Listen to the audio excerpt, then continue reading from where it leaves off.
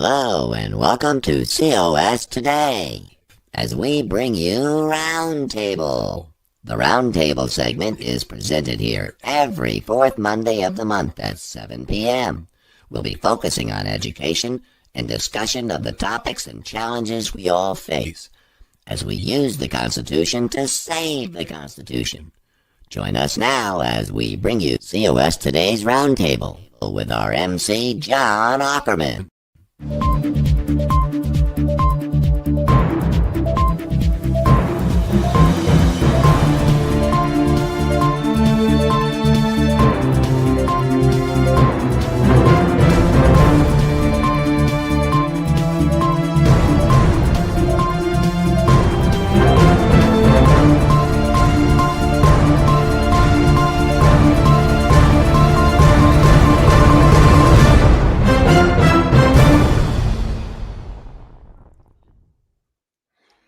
Welcome to Convention of States Today, episode number 314. And this is the September Roundtable, the COS Today Roundtable. I'm your host, John Ackerman. We're going to start right off with Marengo Mike and a friendly reminder. Marengo Mike here, asking you to hit that like, subscribe, and especially that notification bell so you'll be reminded every time we go live. We really do appreciate your support. Now, back to our program. Okay, thanks, Marengo. Ken, I want to turn to you. You're our communications coordinator, and you've got that QR code right there just above your shoulder. Tell everybody about that. You were right the first time. I was right the first time. I don't know where it is. Yeah, that's that mirroring effect on my computer, I guess. But yeah. That is our support QR code. So if you are enjoying our programming and everything that we're trying to bring you every week, we encourage you to take your smartphone out, use it for a good purpose, hit that QR code and just plug in your name and email address that tells us we are getting supporters. I won't say subscribers. You can do that on YouTube or Facebook, but here, this is just a separate one that shows support to our programming. It does open you up to a myriad of previous contributors and segments, things that we do there, along with some other additional things we provide, and a platform to talk with others who are supporting our program. So use your smartphone and join us. Okay, Ken, thanks. And I hope our viewers and listeners will follow suit because there's a lot to be gained by supporting Convention of States. Well, our topic on this roundtable is faith in America. And I don't mean believing in America. I mean the status of faith as an entity in the United States of America. And I took a point of personal privilege and assigned myself the very first topic that comes up under that. And I'm going to talk to you for a few minutes about the idea that we are creatures of faith. And I think I know something about this. I'm a retired seminary professor, and for 32 years, I taught courses in Christian education and discipleship at a Christian college. And almost every fall and spring semester plus summer term for 32 years, almost every one of those terms, I taught a course called Faith and Human Development. And what I'm going to share with you now is some stuff that I learned and developed as part of that course. First, I want to make reference to what happened yesterday on the internet and on television, the memorial to Charlie Kirk. It lasted slightly more than 5 hours, and a lot of things stood out to me from that. But the only thing I have time to get into right now is the following fact. I sat there with my jaw dropped. I listened to our Director of National Intelligence, the Secretary of State, the Secretary of War, and the Vice President of the United States. They all preached and explained the gospel of Jesus Christ. And then the President of the United States called for a public return of religion in America. Now, I might quibble with him over the use of that word religion. I like to think in terms of faith as opposed to religion, because religion can just be empty ritual. Don't know what the president meant by that, but he made a strong call for return of religion in America. And I'm going to second that and say a return of faith in America. Now, my theology starts with creation. Genesis 1, verses 26 and 27. Listen to this. God said, "Let us make man in our image, after our likeness." So God created man in his own image. In the image of God, he created them. Male and female, he created them. That's where the Bible starts. Creation. You and I are made in the image and likeness of God. We are creatures of faith. St. Augustine, writing in the 5th century, wrote these words, not in English, but this is an English translation, quote, "You have made us for yourself, O Lord, and our heart is restless until it rests in you." We are made for God, and our heart is restless until it finds its rest in the Lord. And then somebody you may have heard of, Blaise Pascal. He was a French mathematician, physicist, inventor, philosopher, and writer who was known, among other things, for his religious writings, his spiritual writings, his faith writings. In 1670, Pascal wrote a defense of the Christian religion. In that book, he wrote, and here again I'm quoting, but it's an English translation of what he wrote, "There was once in man a true happiness, of which all that now remains is emptiness. This he tries in vain to fill with everything around him. This infinite abyss can be filled only with an infinite and immutable object. In other words, by God himself." Close quote. An infinite abyss filled only with an infinite and immutable object, God himself. Since Pascal wrote that, the concept has taken on a life of its own, and the phrase "a God-shaped hole" has often been heard. That each of us has within us a void, a hole that is in the shape of God. And we, to go back to Augustine, we can't rest until that hole is filled. So today we find people all around the world attempting to fill that void, that God-shaped hole, that emptiness, trying to fill it with things like drugs and alcohol, gangs, sexual immorality, man-made religions, and everything else you can think of. We've invented religions. We've invented Buddhism, Hinduism, Taoism, even Mormonism is a human invention. But there's one faith, I like to call it the Judeo-Christian faith, that was not invented by human beings. It was revealed to us, we believe, by God Almighty. Now, I was doing a little searching around the internet, and I found that on June the 13th, just 3 months ago, June 13th, Popular Mechanics, of all publications, Popular Mechanics published an article entitled, "Scientists Found a Link Between Spirituality and Your Brain. Are You Hardwired to Believe in God?" That's the title of that article in Popular Mechanics. You ought to look it up and read it. Scientists are now mapping specific regions of the brain to understand this better. And I believe we are hardwired. It's that image of God in which we are created. It's that thing that Augustine referred to. Our souls are restless until we find our rest in God. It's that thing that Pascal wrote about, the God-shaped hole, the void, the infinite void. And science is now paying attention to that and mapping out regions of the brain to understand this thing better. Wow, what a time to be alive. Well, let me recap. All of us are created in the image and likeness of God. In our innermost being, we are restless until we find rest in God, until we fill that God-shaped hole with the Spirit of God himself. You see, we are made to believe. We need to believe in something or someone greater than ourselves. We're just not satisfied.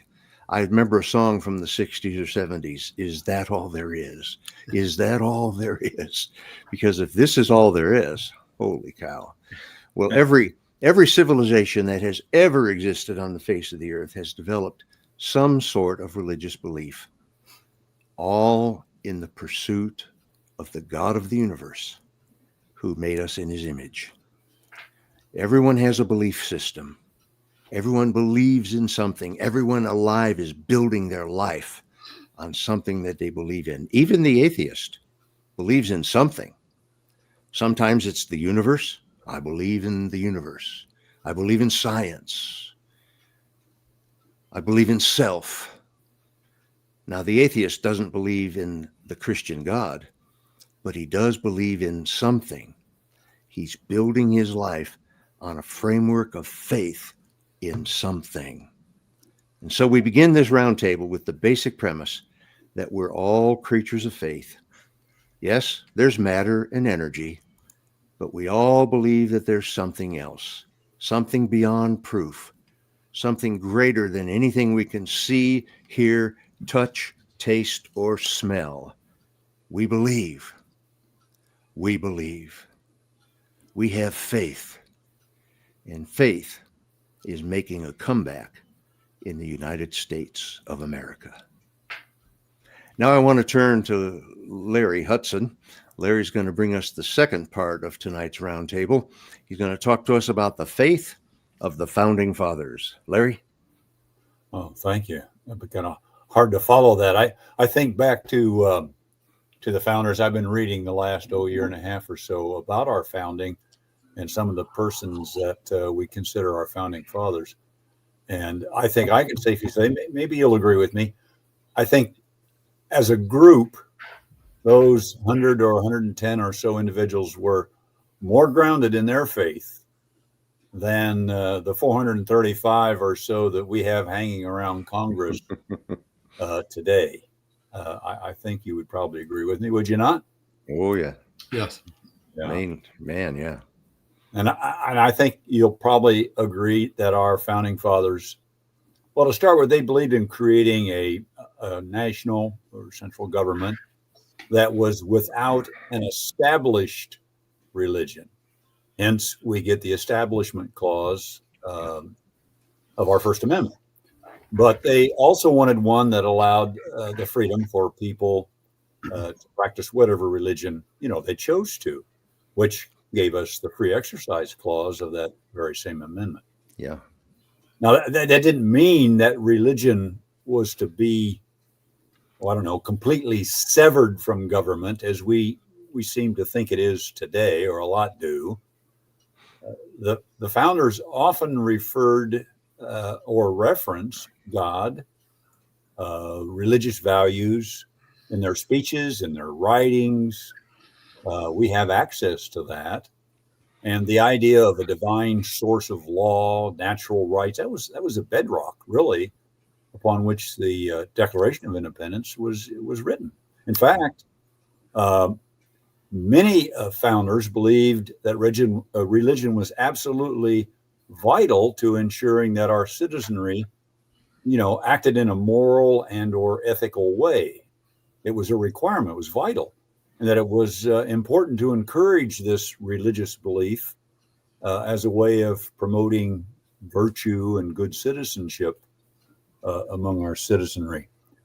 Thomas Jefferson, of course, we all know, was the primary author of the Declaration of Independence. And of course, he was not a Christian in the traditional sense.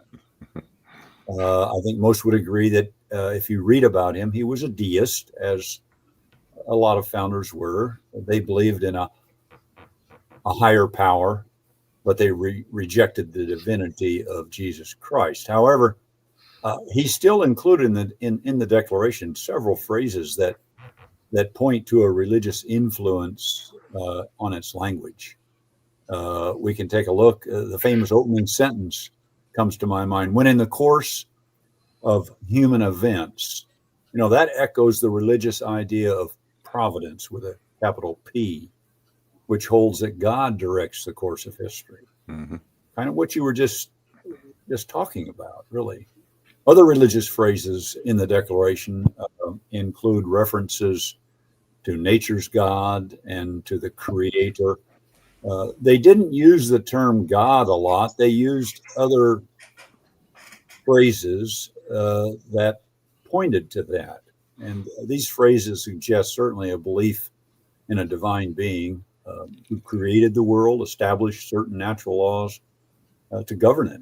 And I would note in reading about Jefferson, I don't know if Dale remembers this, when we discussed Jefferson some time ago, one of his many quotes, and it goes something like this, or exactly like this: I am a real Christian, that is to say, a disciple of the doctrines of Jesus Christ. Mm.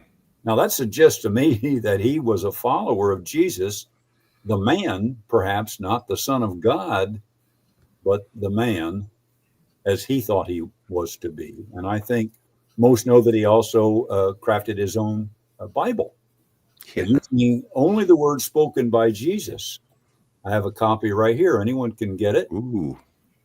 He actually incised this out of a particular Bible that he had, cut the letters or the phrases out with a razor blade, I guess, and put his own Bible together. So that's quite amazing, isn't it? That's Yeah. quite amazing. It is. He was an amazing individual. He certainly was. I don't think there's been much of anyone like him. It's pretty hard to get your hands around all that he did and all that he knew.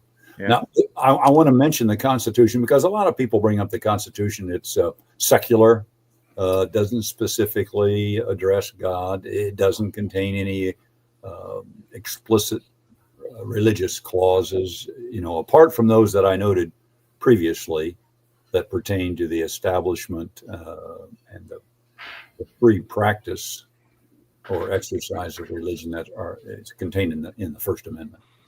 But the vast majority of the founding fathers were affiliated with one or more, in some cases, religious denominations that were prevalent in America back in the 1700s. In fact, 52, I was on the web here yesterday, 52 of the 55 signers of the Declaration of Independence belonged to one of 7 different religious denominations at that point.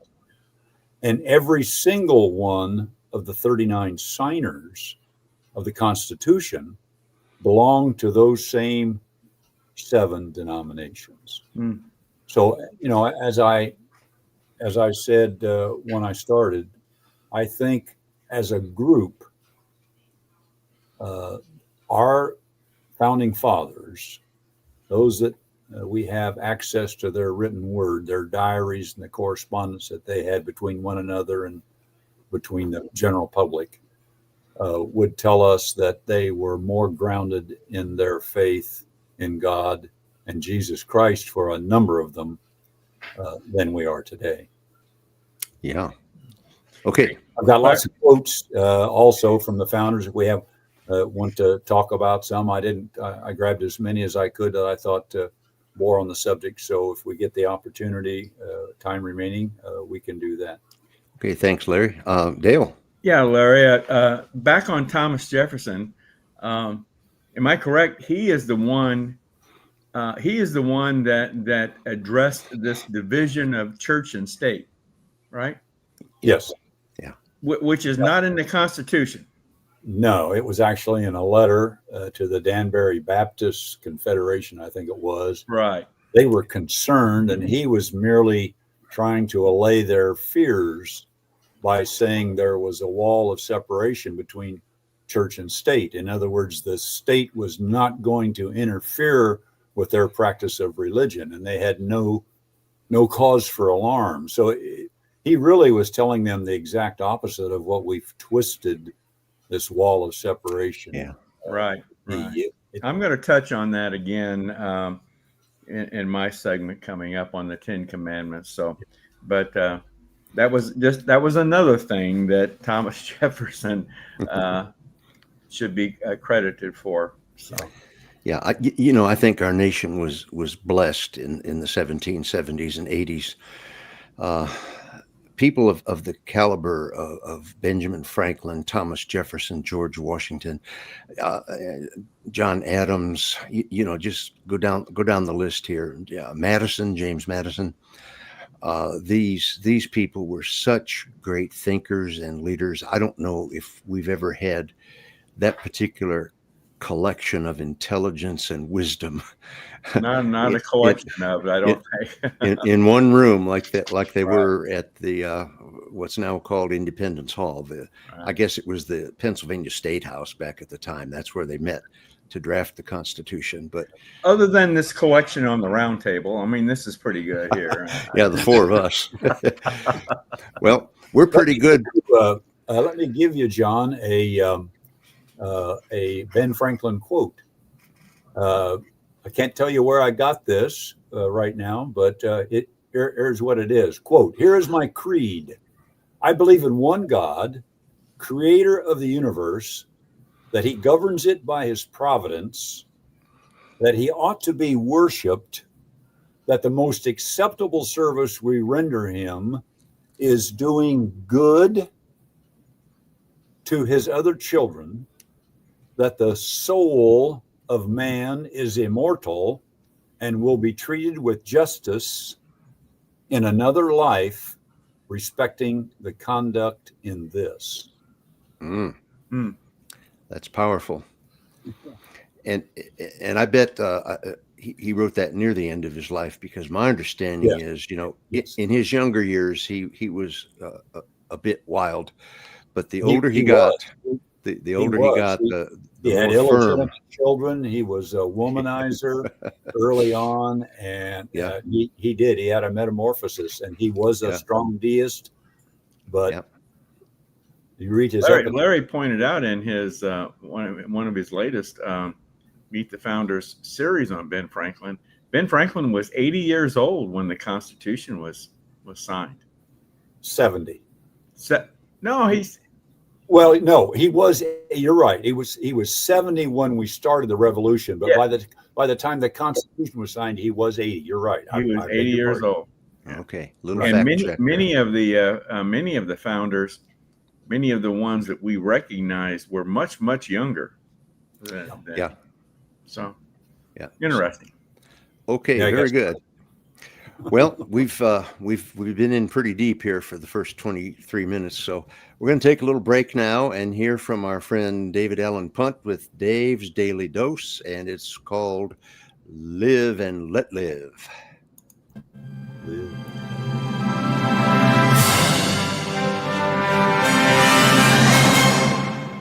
Something odd happened this Sunday on the way to church.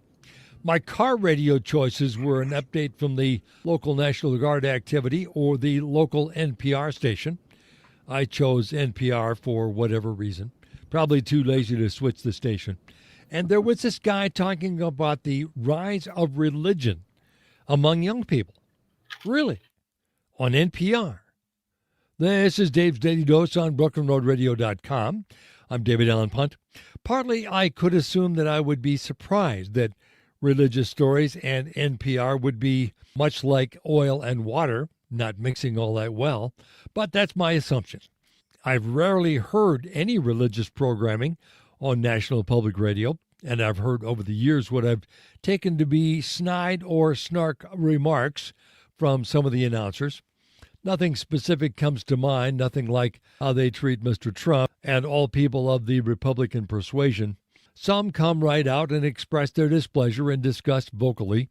Others are more suggestive, circumspect, avoiding direct hatred, but you get the meaning. But never religion, and never a discussion of people coming to the faith or people leaving. Well, there's a piece now and then about the vast numbers of people who say they no longer believe, but NPR never mentions the foxhole phenomenon or deathbed conversions.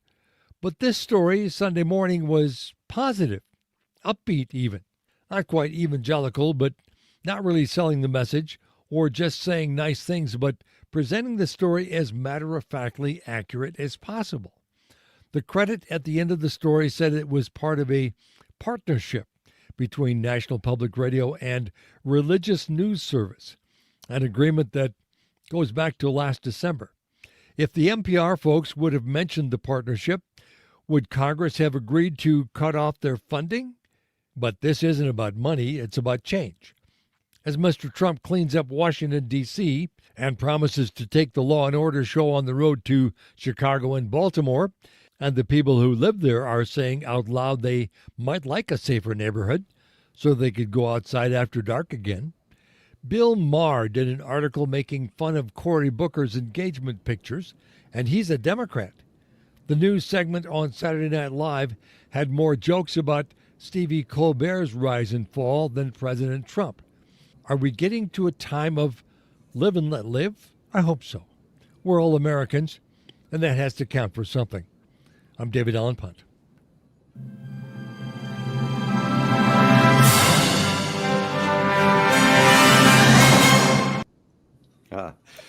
Yeah, I like the sound of his voice and what he says. Always good to hear from David Allen Punt from the frozen tundra of northern Minnesota.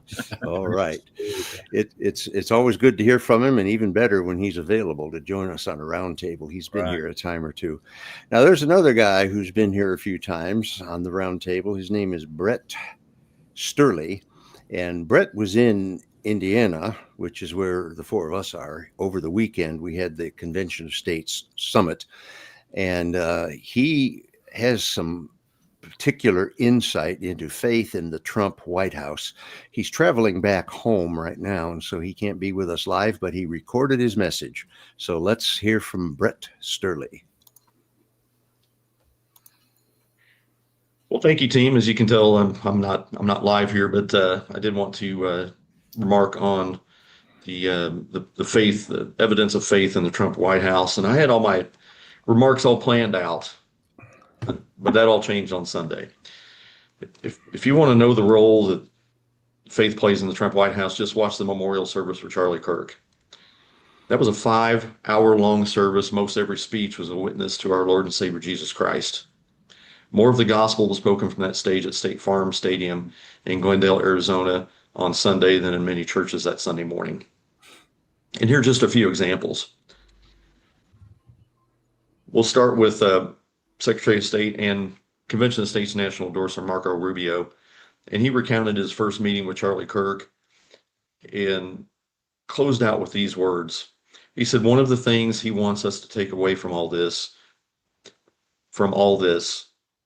that's him repeating, is the following: his deep belief that we are all created, every single one of us, before the beginning of time by the hands of God of the universe, an all-powerful God who loved us and created us for the purpose of living with him in eternity. But then sin entered the world and separated us from our Creator. And so God took on the form of a man and came down and lived among us. He suffered like men, and he died like a man. But on the third day, he rose unlike any mortal man. And to prove doubters wrong, he ate with his disciples so they could see. They touched his wounds. He didn't rise as a ghost or a spirit, but as flesh. And then he rose to heaven. But he promised he would return, and he will. And when he returns, because he took on that death, because he carried that cross, we were freed from the sin that separated us from him. And when he returned, a new heaven and a new earth, and we will all be together. I mean, that's incredible. I mean, that's just incredible. That is as profound and as biblically accurate a description of faith and Christianity as I've heard, especially from someone who's not a pastor. Well, Secretary of War Pete Hegseth, who was also a Convention of States National Endorser and headliner for many of our events in the past, he's a little bit busy now. He took the stage next, and in speaking about Charlie Kirk, Hegseth said that but over time, he realized, like so many of us have, this is not a political war. It's not even a cultural war. It's a spiritual war. Faith and family first. There is a God, and as Charlie would say, it is not us. We're sinners saved by grace in need of the gospel. You see, we always did need less government, but what Charlie understood and infused into his movement is we also need a lot more God. Hedseth mentioned that the German translation of Kirk means church. So Hedseth continued, on this Sunday morning, I'd like to think we're all in Charlie's church. Charlie started a political movement that grew into a spiritual awakening. I think that's right on target. And it also dovetails with the Convention of States message that we're not only in need of a political revival, but also a spiritual revival as well. And we know that we're not going to be able to save this republic without the hand of God and without divine providence. But J.D. Vance then took the stage, and he supported our Convention of States resolution. Incidentally, as an Ohio State senator, he went to the podium and he mentioned a few things. He's a new convert to Christ. And he said, I always felt a little uncomfortable talking about my faith in public. As much as I love the Lord and as much as it was an important part in my life, he said, I've talked more about Jesus Christ in the past 2 weeks than I have in my entire time in public life. Vance continued, the evil murderer who took Charlie from us expected us to have a funeral today. Instead, my friends, we have had a revival in celebration of Charlie Kirk and of his Lord Jesus Christ.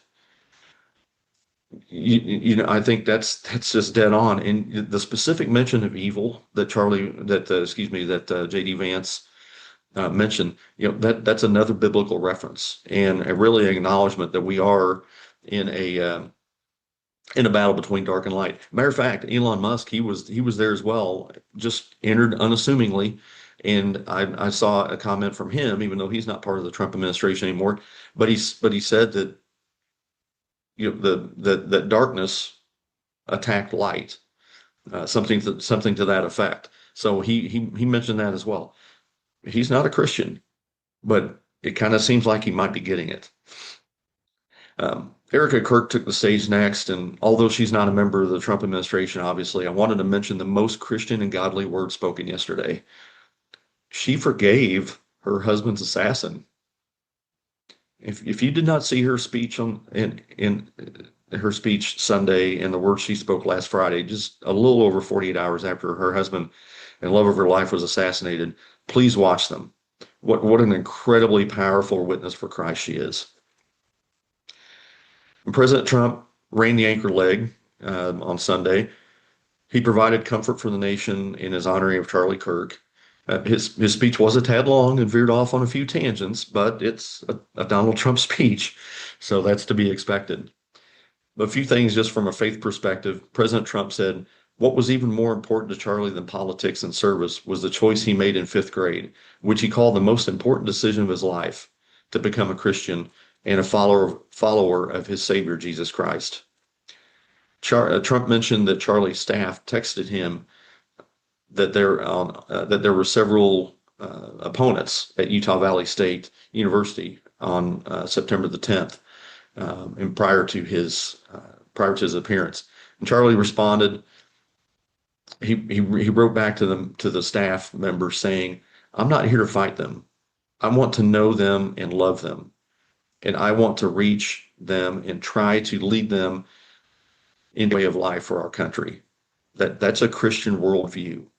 And I thought that was important that President Trump mentioned.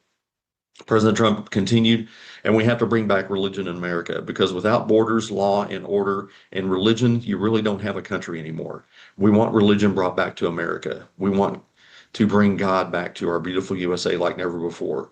We want God back. Charlie would have been so pleased to hear his friends and colleagues today giving testimony and giving glory to God. Exactly correct. In closing, President Trump said, today Charlie Kirk rests in glory in heaven for all eternity. He has gone from speaking on campuses in Wisconsin to kneeling at the throne of God. Now, Turning Point estimates there are around 95,000 people at the State Farm Stadium and in the overflow facility. No question, millions viewed the memorial live or will view it in the coming days.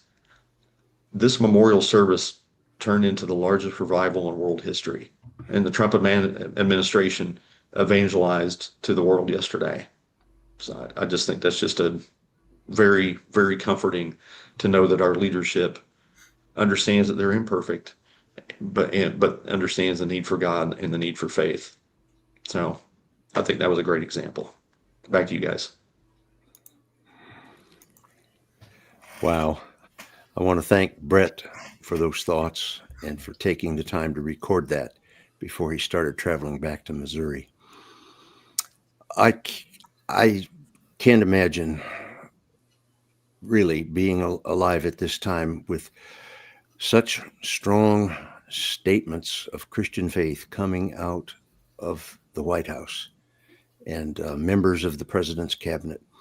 I couldn't imagine it under any president, including this one, but it happened. It happened. It was quite impressive to see the cabinet members there, wasn't it? I mean, you got to be impressed with that. Yeah, they said the whole cabinet was there, and the White House press secretary said 2 plane loads of people from the White House flew out there for that service. Wow. Yep. Okay. Well, Dale, if we can come down off of that mountain, and if you would talk to our listeners about the 10 Commandments. I sure will, John. Well, as you know, there's a movement underway. There has been for over a year, I guess, really, a movement to try and get the 10 Commandments posted back into government buildings, classrooms, libraries, what have you. So there is a movement underway, and every effort is being blocked by legal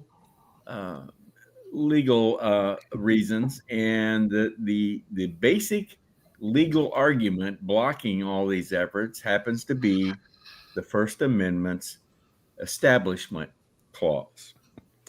I believe Larry's already made reference to this when he was talking, but I want to read to you what the definition of this Establishment Clause really is. The Establishment Clause in the First Amendment prevents the government from establishing a state religion or favoring one religion over another, essentially prohibiting the government from creating an official church and ensuring separation of church and state. It is designed to protect religious freedom by limiting government involvement in religious matters. So that's the Establishment Clause of the First Amendment, and that's been basically the basis for all the legal challenges of all of the states that have tried to do anything with the 10 Commandments. I'm just going to go through a few of the states that have taken action. Again, all the action has been blocked, starting with Louisiana in 2024, and they enacted some legislation where they wanted to post the 10 Commandments in public schools and classrooms, along with some historical context. And sure enough, our federal courts stepped right in and declared this to be unconstitutional. And once again, citing the Establishment Clause as the reason. The next state to try to take the action, this was in 2025, early 2025, and that was Texas. And Texas passed a bill requiring a large frame or poster display of the 10 Commandments. All of us are old enough here, I think, we can remember when those were in our schools, posters up in the hallways or wherever in the classroom of the 10 Commandments. Well, Texas made an effort to recreate that, and they were it was to be effective September 1 of 2025. Well, almost immediately, litigation was filed in a district court to block this effort, and sure enough, it was blocked. It's ongoing still, but once again, the Establishment Clause. The next state was the state of Arkansas, and this was in April of this year, 2025, and they also wanted to display the Ten Commandments. They wanted to display in not only classrooms, but government buildings, and they state as well as federal government buildings. Once again, blocked by our federal courts, citing the Establishment Clause. Now, there have been some other states that have also considered proposals or things that were in the works.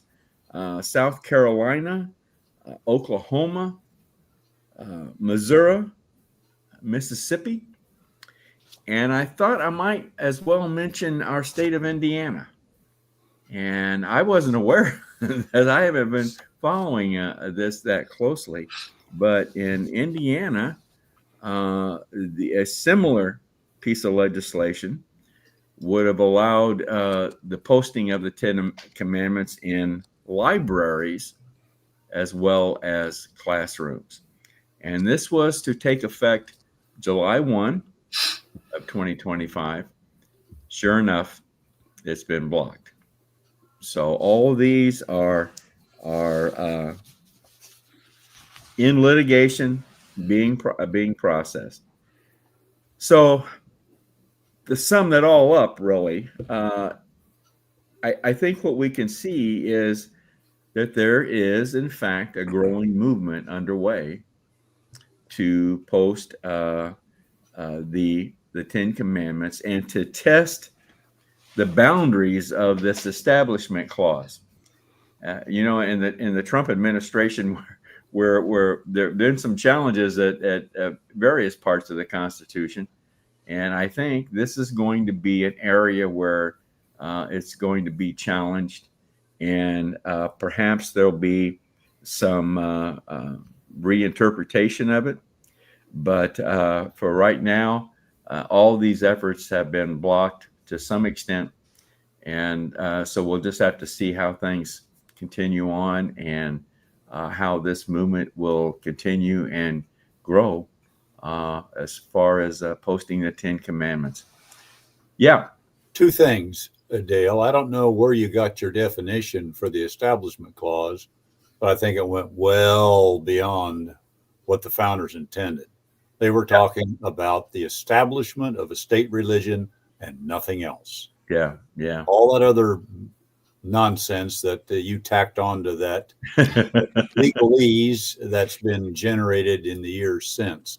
Yeah. And the second thing is, I think you're describing what I called not too long ago with you, juristocracy. This is the rule of judges as opposed to the rule of the states and the people through their legislative process. These are district courts where a single judge who's been shopped around and found is countermanding the will of the people or the state legislature. And they need to be ignored until this is run up the flagpole at the Supreme Court. We should not have a single individual anywhere in this country with that much power. Good points. Yeah. Agree with that. Right. Yeah. Very Okay. Thanks, Larry, and thanks, Dale. So we've got some really good news to report, but we've got some work to do too. Dale pointed that out. Now, our fifth segment here is going to go to Ken, and there may be some work to be done on this one too. Ken, talk to us about prayer in schools. Yeah, definitely needs some more work here. It's been laid out. And actually, before I get to the school portion of it, I mean, we have seen evidence of slow starts in other areas, which I think will eventually blossom on the school end of things. I mean, if you're a football fan and you followed the NFL at all, we've all kind of lived through the kneeling and the different types of anthems and everything that's been brought forth as part of a corporation that has kind of swung back and forth like Tarzan through the trees. But I think, we actually started to see at one point, and I don't have a finger on when, but I started remembering seeing players get together in a circle in the center of the field after a game and kneel and pray. Yeah.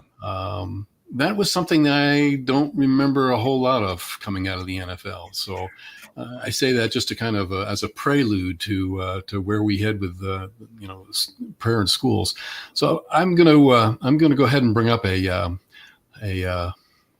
PowerPoint for everybody, because I've got a lot of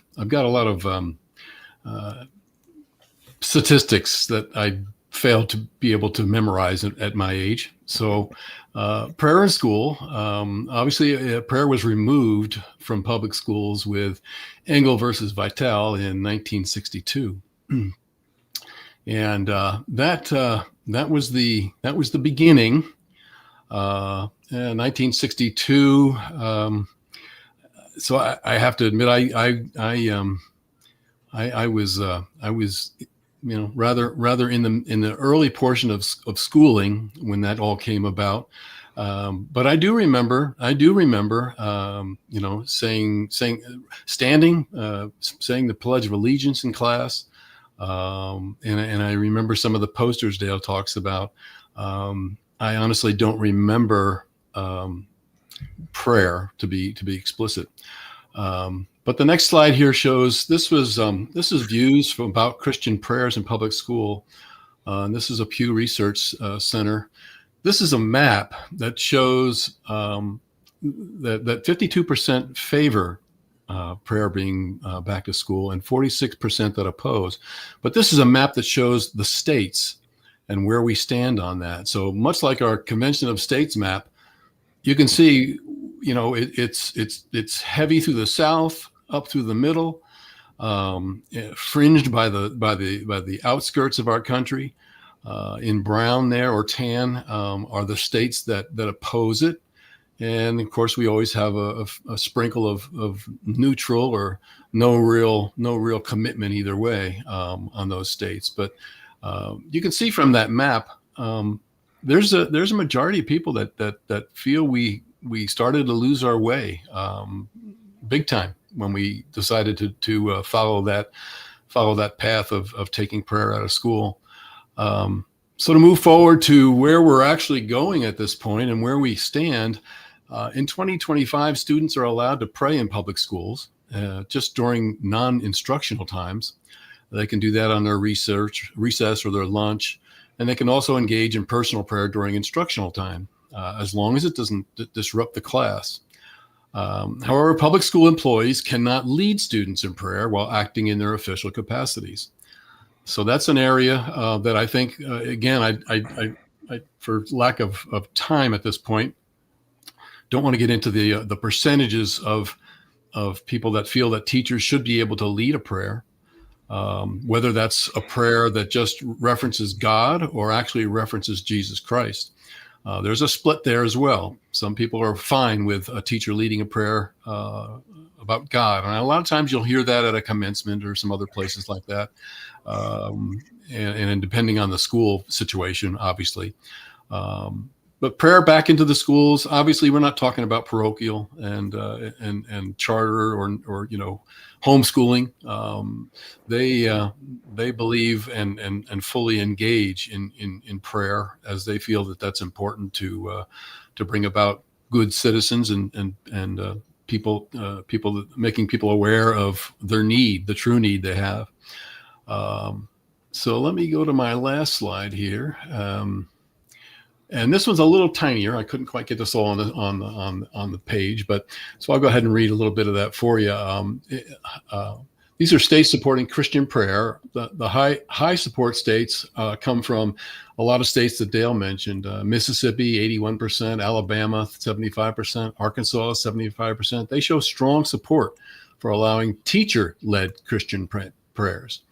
And of course, we get to the Midwestern support, states like South Dakota, 65%; North Dakota, 61%, also favor this practice, and states opposing Christian prayer come in states like Oregon, 65%, Washington, 61%, and California, 56%. No surprises there.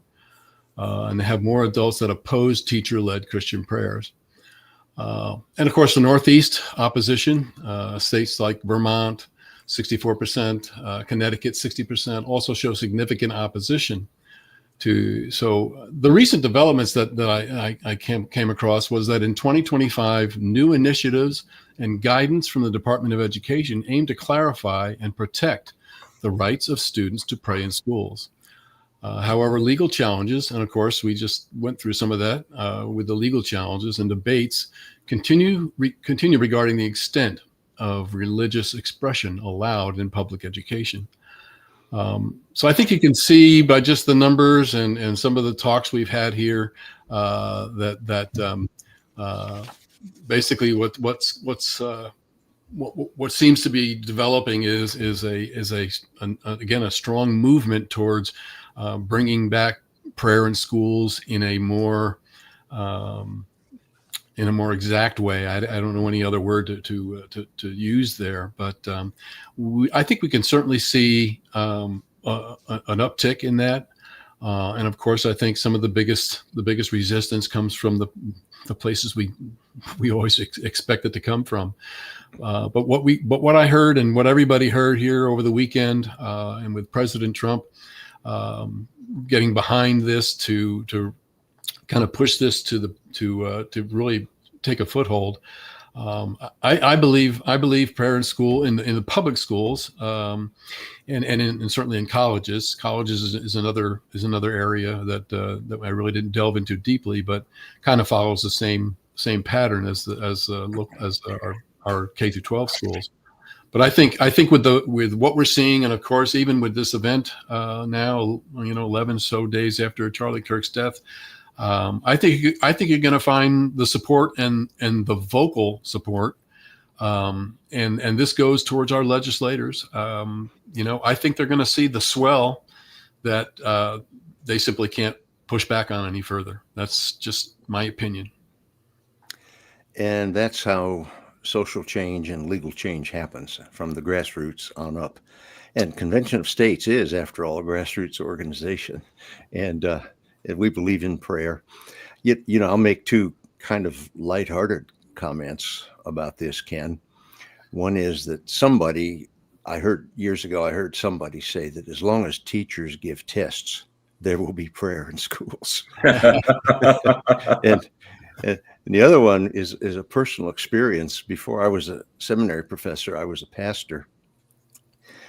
And in 1977, I was called to a church in the South, and there was a whole different ethos there. And at every high school football game, they invited a local pastor to come and offer an invocation. And, I got my turn. Now that's not something that I grew up with, because I grew up in Ohio, and that's in the North, if you didn't know that. And so when I went to the South, there was this new tradition. And, once every year, I was in that particular state for 7 years. And once every year I got invited. I was one of the local pastors to go up to the press booth and get on the microphone and lead a prayer. And it felt a little strange, because football is, after all, organized violence. and we're asking God to bless all these bloody noses and broken arms and things like that. So my fellow pastors and I, we mostly just prayed for a safe game, no injuries, and asked that good sportsmanship prevail on the field. And so it was that kind of a generic prayer. But, in those communities, they gave the head nod towards prayer, and they wouldn't start a football game without it, It was right before or just after the national anthem. I don't remember because 77 was a long time ago. Yeah. Ken, that was probably before you were born. No. You're giving me way too much credit, John. Well, okay, Dale, you got something. Yeah, I have grandsons playing high school football, and they attend a Catholic school here in our area. And before every game, very first thing they do is they say a prayer. Yeah. All the teams are all lined up on each side of the field, and all the people in the stands are standing. And so they say a prayer, and then they go into the national anthem. So that's done at all their games. That's for sure. Okay. Well, I would expect that at a parochial school. I would be surprised it didn't happen. So more power to them. Yeah, in my high school days, I was a soccer player, and we had a coach. Matter of fact, he probably stands out as one of the icons that I hang on to as far as my high school days, as somebody who not only a mentor, but just somebody who loved the sport, loved the game, and loved God as well. But we would get together before the game started in our little round circle, and we always said the Lord's Prayer. That's what he had to say, the Lord's Prayer, before we started a game. And so yeah, those kind of things. And of course, it's not like we were on a mic in the gym. We were huddled up together, but that's the way he liked to start the game. That's a good practice. Yeah. Well, this brings us to the end of this month's roundtable. Before we close it out, I want to give you our email address. If you have any questions at all about Convention of States or what we talked about tonight, please email them to us at that address, raiseyourvoicecos@gmail.com. That's raiseyourvoicecos@gmail.com. And now, here's a reminder again from Marengo Mike. Marengo Mike here, asking you to hit that like, subscribe, and especially that notification bell so you'll be reminded every time we go live. We really do appreciate your support. Now, back to our program. Okay, thank you, Marengo. Well, we're going to look in the future a little bit now. Our next COS Today will be next Monday, a week from tonight, on September 29th, where it's going to focus on the Charlie Kirk impact. Week after that, October 6th, going to explore RFK Jr. in a program called Maha Number One, Make America Healthy Again, episode number 1 with our friend Dr. Dan Stock. Really looking forward to that one. And then on October 13th, the next installment in the Meet the Founders series, and we're going to continue to focus on Benjamin Franklin. And our next COS Today Roundtable will be on the 4th Monday of October. It's always on the 4th Monday of the month. That'll be October the 27th at 7 p.m. Eastern. And we want to say goodnight to you all now. And here to close us out, here's Marengo Mike again. One more message. Marengo Mike here with a reminder that our work to raise the bar on making our federal government accountable to the people is only halfway done. We need to grow our grassroots army of citizens every day to fulfill the vision of our forefathers and keep our land free and prosperous. So, if you have never signed the petition to show your support, use that QR code and do that now. While you're there, why not kick it up a notch and volunteer for many of the positions available where your talents can make a difference as we march into a new year. Thank you, and God bless.